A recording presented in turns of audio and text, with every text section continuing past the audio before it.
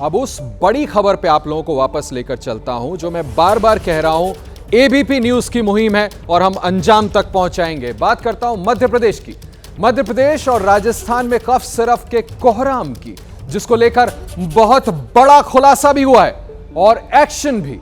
तमिलनाडु सरकार की जांच में पता चला है कि इस कोल्ड ड्रिंक कफ सिरफ में जहरीले पदार्थ की मात्रा काफी ज्यादा थी। जहरीले पदार्थ की मात्रा काफी ज्यादा थी। आप सोचिए किस कदर यहां पर यह गलती हो रही थी जिसकी वजह से बच्चों की जान गई। वो बच्चों के लिए किसी जहर से कम नहीं थी। इस रिपोर्ट के बाद मोहन यादव सरकार ने मध्य प्रदेश में सिर्फ बैन कर दिया है, साथ ही कार्रवाई की बात कही है। लेकिन अब सवाल यह है कि आखिर मध्य प्रदेश में 9 और राजस्थान में 2 बच्चों की मौत का जिम्मेदार कौन है? बच्चों को दी जाने वाली दवा की क्या स्वास्थ्य विभाग ने खुद जांच नहीं की? आखिर किसकी लापरवाही से बच्चों को कफ सिरफ के नाम पर जहर परोसा गया, जिसने बच्चों की किडनी पर असर डाला और एक के बाद एक 11 बच्चों की मौत हो गई और कई अभी भी बीमार हैं।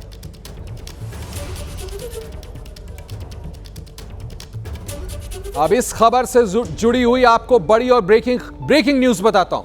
मध्य प्रदेश में कफ सिरफ से मौतों के मामले में बड़ा खुलासा। कोल्ड ड्रिंक कफ सिरफ के जहरीला होने की पुष्टि हुई है। कोल्ड ड्रिंक कफ सिरप पर तमिलनाडु सरकार की रिपोर्ट सामने आ गई है। कोल्ड ड्रिंक कफ सिरप के सैंपल में 48.6% डायथिलीन ग्लाइकॉल मिला है, जो किसी जहर से कम नहीं है। आपको बता दें कि आज ही मध्य प्रदेश के मुख्यमंत्री ने इस कफ सिरप को बैन करने और कार्रवाई का ऐलान किया था और अब इस खुलासे के बाद हड़कंप मच गया है। बड़ी खबर।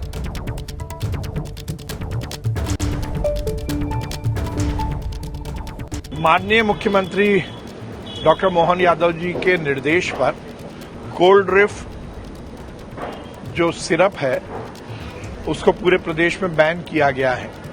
जांच के बाद तुरंत कार्रवाई की गई है।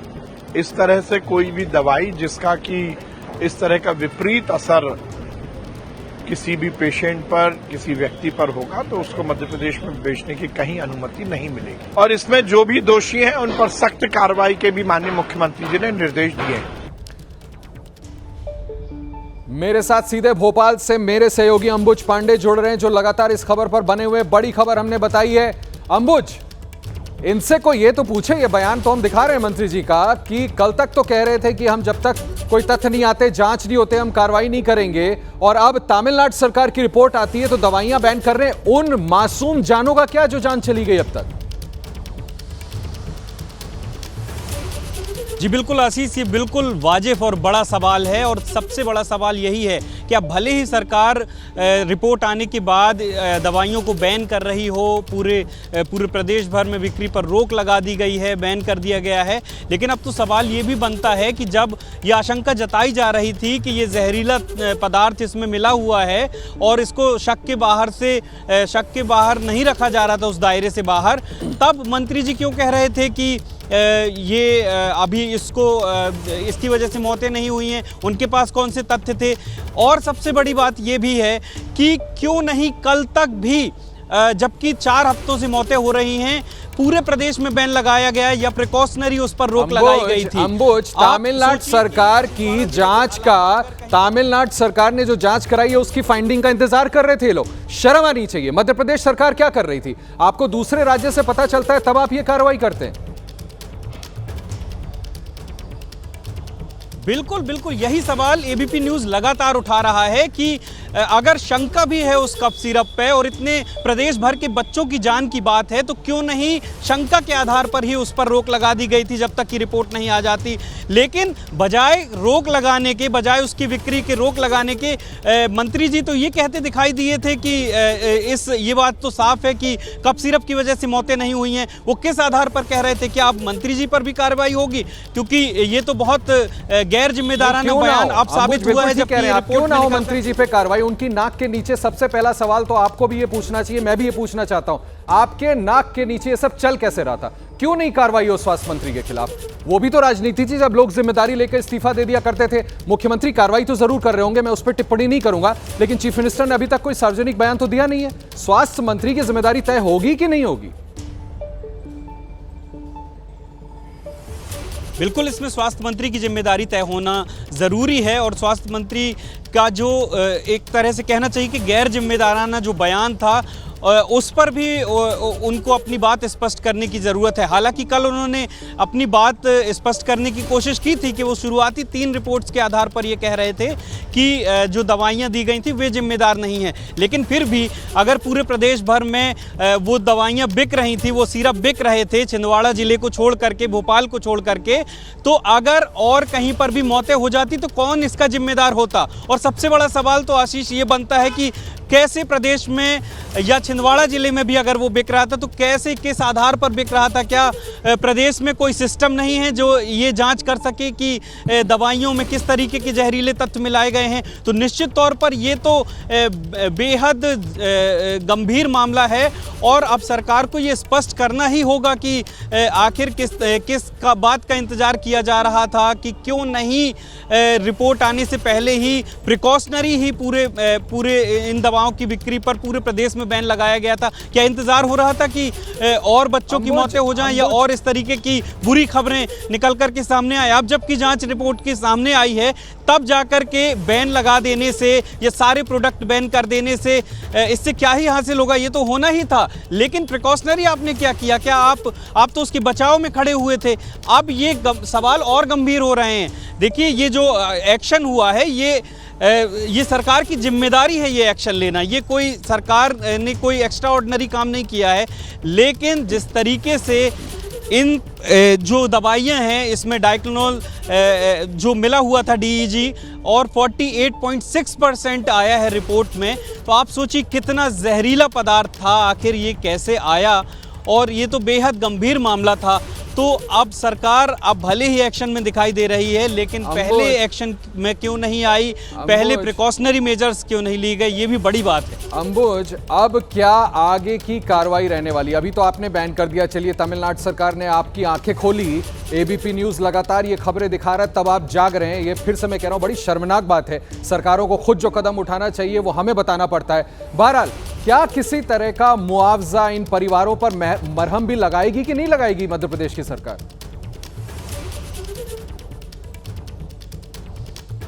जी, निश्चित तौर पर अभी तक इस बारे में जानकारी निकल कर के सामने नहीं आई है, लेकिन लगातार मांग भी हो रही है। और जिस तरीके की ये लापरवाही है, सरकार को निश्चित तौर पर इन परिवारों के लिए भी कुछ करना होगा। और उससे बढ़कर ये कि अब इस पर जिम्मेदारी तय करनी होगी कि आखिर जिम्मेदार कौन था, किसकी वजह से आखिर ये ड्रग खुलेआम मार्केट में बिक रहे थे और इसे दवा खरीद करके बच्चों के माता पिता अपने बच्चों को खिला रहे थे और बाद में ये जहरीले साबित हुए, बाद में ये जहर साबित हुए और नतीजा ये हुआ कि 9 बच्चों की जान चली गई। तो निश्चित तौर पर जो परिवार हैं उनके जख्मों पर मरहम लगाने के लिए सरकार को कोई ना कोई मुआवजा ज़रूर घोषित करना चाहिए। और उससे भी बड़ी बात कि अब एक जिम्मेदारी तय करने का वक्त आ गया है। वो जिम्मेदारी तय करने की भी ज़रूरत है कि आखिर कौन इसके लिए जिम्मेदार है कि प्रदेश में इस तरीके की दवाई, इस तरह की मिलावटी दवाइयां खुलेआम बिक रही थी और जब तक की मौत नहीं हो गई तो सरकार की कान में जू भी नहीं रेंगी है। तो ये भी एक उनके कान में जू तक नहीं रेंग रही थी। और मैं तो आपको एज अ कॉलीग ये सलाह दूंगा कि अब आप एक लंबा चौड़ा पड़ताल कर डालें कि ऐसी आखिर मध्य प्रदेश में और ऐसी कितनी दवाइयां होंगी जिससे लोगों की जान खतरे में पड़ सकती है, वो भी तो पता चले। इस वक्त की बड़ी खबर आ रही है इंडियन क्रिकेट टीम को लेकर। रोहित शर्मा की वनडे की कप्तानी से छुट्टी। रोहित शर्मा की वनडे की कप्तानी से छुट्टी हो गई है। सूत्र बता रहे हैं ऑस्ट्रेलिया के खिलाफ वनडे सीरीज में शुभमन गिल होंगे भारतीय टीम के कप्तान। रोहित शर्मा और विराट कोहली टीम में बने रहेंगे। ये बड़ी खबर। हमारे साथ GS विवेक हमारे स्पोर्ट्स एडिटर जुड़ रहे हैं इस खबर पर ज्यादा जानकारी देने के लिए। GS, रोहित शर्मा और विराट कोहली बने रहेंगे लेकिन कप्तान शुभमन गिल, बताएं इस बारे में और डिटेल में। देखिए आशीष, ये पहली सिलेक्शन कमेटी है जब 2 नए selection committee members RP Singh और प्रज्ञान ओझा वो शामिल हुए हैं। और सबसे बड़े संकेत तब मिले जब रोहित शर्मा को आज सुबह जो है इस online meeting, selection committee meeting online हो रही है और इस ऑनलाइन मीटिंग के लिए इनवाइट नहीं किया गया। उसके बाद से अटकलें तेज हो गई थी कि आगे का फ्यूचर क्या हो गया। देखिए, पहले से ये तय था कि चैंपियंस ट्रॉफी के बाद 2027 वर्ल्ड कप के लिए टीम मैनेजमेंट चाहती है कि उनको प्रिपेयर किया जाए और रोहित और विराट दोनों ही 2027 वर्ल्ड कप की स्कीम में का हिस्सा नहीं थे। तो इसके बाद से सवाल ये था कि कब तक रोहित कप्तानी करते रहेंगे। और उसके बाद अब इस एशिया कप के जीत के बाद इनको लगा है कि ये बिल्कुल सही समय है, क्योंकि अगर ऑस्ट्रेलिया के सीरीज में रोहित शर्मा और विराट कोहली के रन हो जाते हैं तो उसके बाद जो है उनको चेंज करना काफी मुश्किल हो जाता है सेलेक्टर्स के लिए, टीम मैनेजमेंट के लिए। तो अभी से ये फैसला कर दिया गया है और ठीक कुछ ऐसा ही हुआ था टेस्ट क्रिकेट के दौरान, और जब विराट और रोहित दोनों ने टेस्ट से अचानक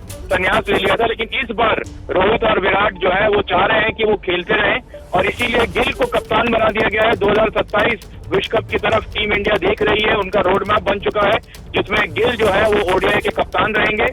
2 फॉर्मेट पे कप्तान रहेंगे शुभमन गिल, और रोहित और विराट को ये ऑस्ट्रेलिया की सीरीज दी गई है और उसके बाद ये काफी साफ है कि वो बहुत लंबे समय के लिए इंडियन टीम के में वेलकम नहीं है, तो वो अपना रास्ता खुद देख सकते हैं। ये भी तो बड़ी खबर आप बता रहे हैं कि 2027 में कप्तानी in all probability Shubman Gill करेंगे भारतीय टीम की ओडीआई वर्ल्ड कप में। एक बात मैं आपसे जरूर पूछना चाहूंगा कि आपने बताया ऑनलाइन मीटिंग में रोहित शर्मा को जुड़ने के लिए नहीं कहा गया, ये आपसी सहमति से हुआ होगा या उनको बाहर रखा गया?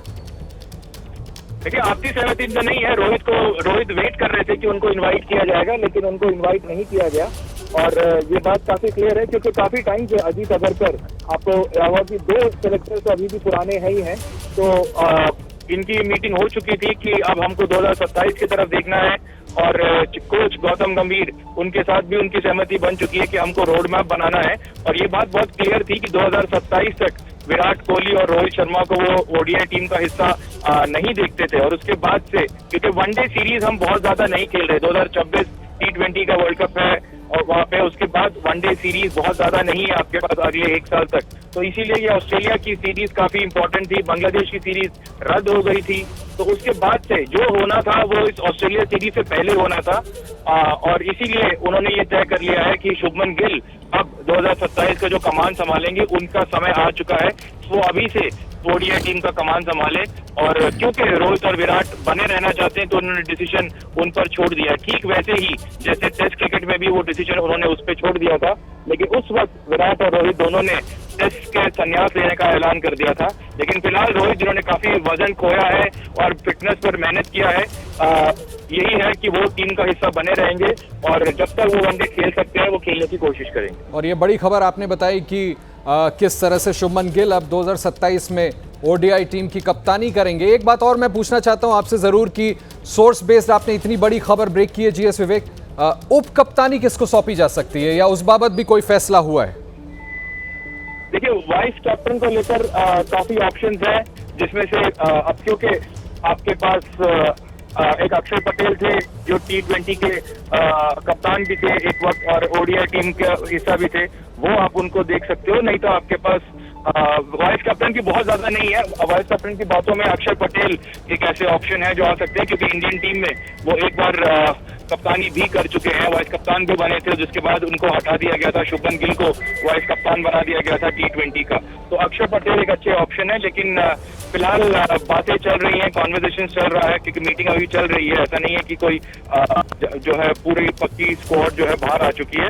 उम्मीद ये है कि क्या कोई प्रेस कॉन्फ्रेंस होगा अजीत अगरकर की तरफ से, उसका वेट किया जा रहा है। उसमें जाके बाकी सारी चीजें साफ निकल कर बाहर आएंगी। चलिए, बहुत बहुत शुक्रिया जीएस विवेक, आप इस खबर पे नजर बनाए रखें। और आपने कहा कि मीटिंग चल रही है, इसमें से बड़ी जानकारी आएगी और पूरी उम्मीद है कि आप सारी खबरें ब्रेक करेंगे।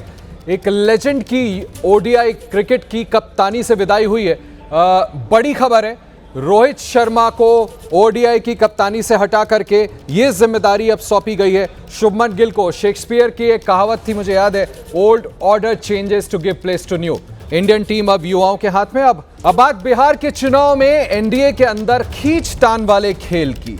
कहने को एनडीए नेता सब ऑल इज वेल कह रहे हैं, लेकिन अंदर खाने सीटों की खींचतान अब सामने आ रही है।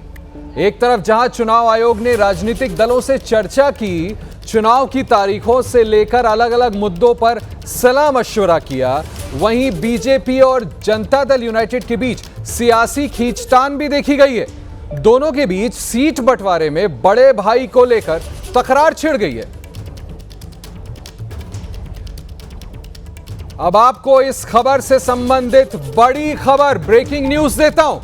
बिहार बीजेपी अध्यक्ष दिलीप जायसवाल का बड़ा बयान सामने आया है। उन्होंने कहा इस बार कोई बड़े भाई और छोटे भाई की भूमिका में नहीं है, एक हफ्ते में एनडीए में सीटों का बंटवारा हो जाएगा। दिलीप जायसवाल का बयान, इस बार एनडीए चुनाव लड़ेगा, अलग अलग दल नहीं। वो कह रहे हैं, दावा कर रहे हैं कि एनडीए मिलकर चुनाव लड़ेगा, ना कोई बड़ा भाई ना कोई छोटा भाई। जबकि हमने आपको खबर बताई कि कैसे सीटों को लेकर के खींचतान चल रहा है। इस वक्त की बड़ी खबर, इस बार अलग अलग दल नहीं है। इस बार जो आपने देखा कि जो जिला और विधानसभा का एनडीए कार्यकर्ता सम्मेलन हुआ, इस बार एनडीए चुनाव लड़ेगी। इस बार ना कोई बड़ा भाई है ना छोटा भाई है। इस बार एनडीए चट्टानी एकता के साथ चुनाव का आगाज कर रही है। अब आपको बड़ी खबर बताता हूं। बिहार बीजेपी अध्यक्ष के बयान से जेडीयू असहज हो गई है। बड़े भाई और छोटे भाई वाले बयान पर प्रतिक्रिया आई है। 20 साल से एनडीए में बड़े भाई की भूमिका में है जनता दल यूनाइटेड का कहना है।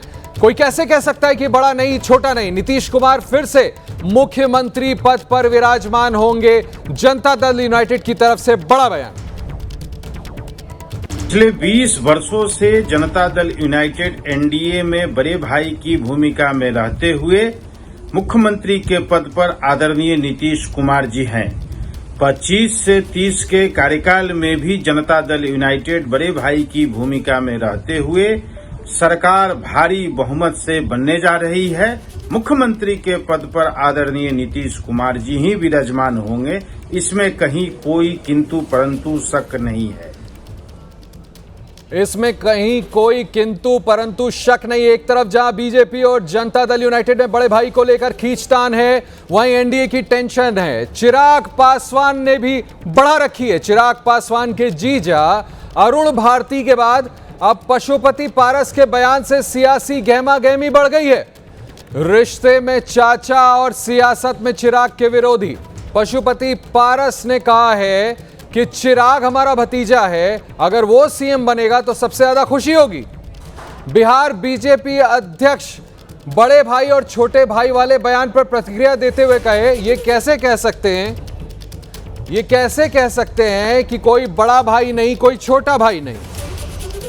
बिहार बीजेपी अध्यक्ष के बयान से जेडीयू असहज हो गई है। जो मैं आपको बता रहा हूं, बड़े भाई और छोटे भाई वाले बयान पर प्रतिक्रिया ये आई है जनता दल यूनाइटेड की तरफ से कि 20 साल हो गए हैं, 20 साल से एनडीए में बड़े भाई की भूमिका में है। कोई कैसे कह सकता है कि बड़ा भाई कोई नहीं छोटा भाई कोई नहीं।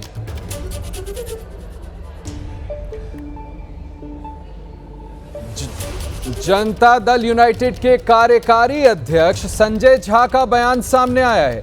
बिहार में एक चरण में चुनाव हो, संजय झा ने बड़ा बयान दिया है, बड़ी मांग रखी है। और वो भी उस दिन जिस दिन चुनाव आयोग की टीम बिहार में, वो कहते हैं बिहार में एक चरण में चुनाव हो, छठ के बाद जितना जल्दी हो चुनाव कराए जाए, हर बूथ पर अर्धसैनिक बल तैनात हो। संजय झा का बड़ा बयान।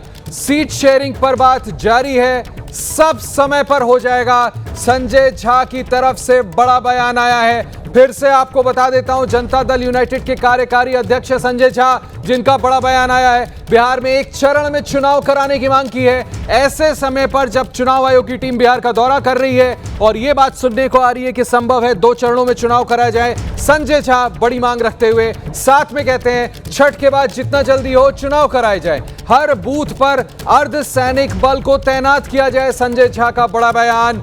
सीट शेयरिंग पर बात जारी है, सब समय पर होगा। कानून व्यवस्था दुरुस्त है, बिहार में नक्सलिज्म नहीं है। अगर महाराष्ट्र में एक फेज हो सकता है तो बिहार में क्यों नहीं हो सकता है? इससे खर्चा भी कम होगा, परेशानी भी कम होगी और एक फेज में बिहार चुनाव कराने के लिए हर एक लिहाज से तैयार है। तो हम लोगों ने अपने पार्टी की तरफ से आग्रह किया, अगर एक फेज में चुनाव होता है तो हम लोग उसका समर्थन करें। सीट बंटवारा बिल्कुल टाइम पे हो जाएगा, सारा एक्सरसाइज चल रहा है। अब बात बिहार की सियासत में नए ट्विस्ट की करता हूं। पवन सिंह की घर वापसी के बाद अब उनकी पत्नी ने भी नया दांव चल दिया है, जिसने बिहार की सियासत में हलचल बढ़ा दी है।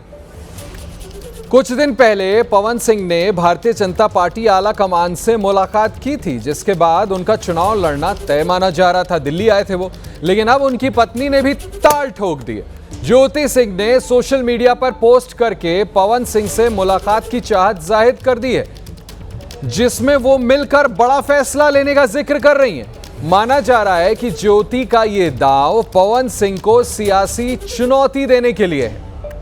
जैसा मैं आपको बता रहा था कि पवन सिंह की पत्नी ने यह सियासी दांव चल दिया है। बड़ा ट्विस्ट है पति, पत्नी और पॉलिटिक्स।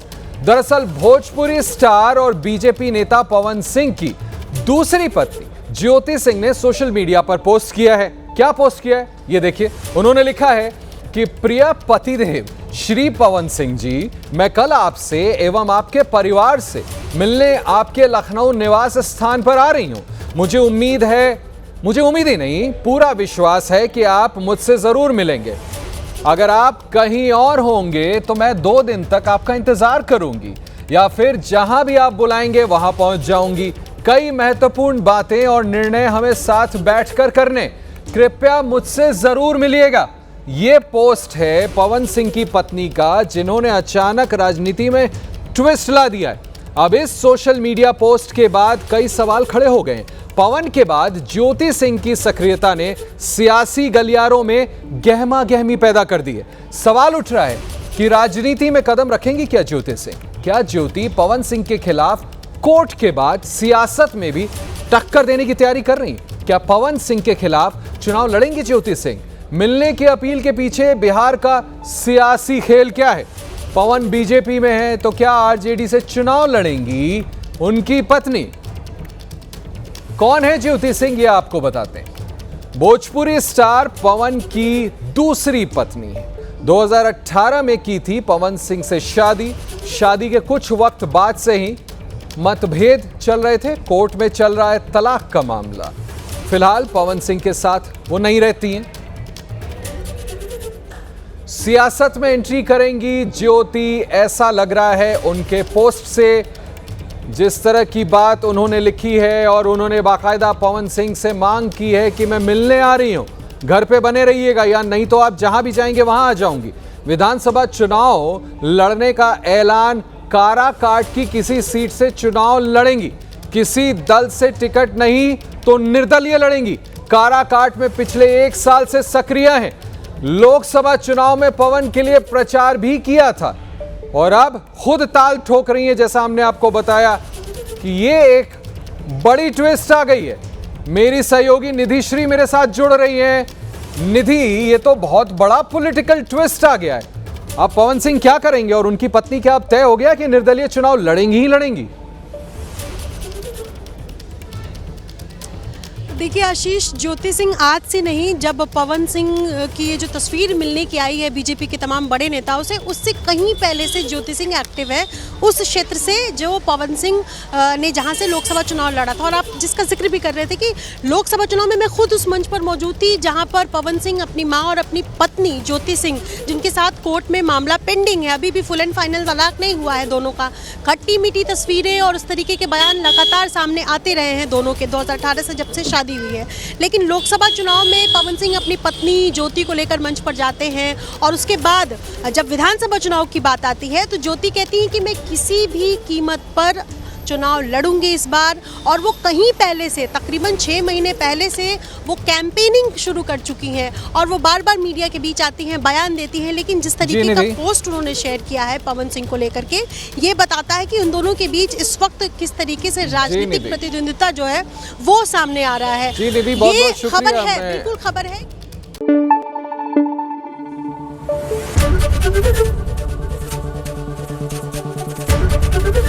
एबीपी न्यूज आपको रखे आगे।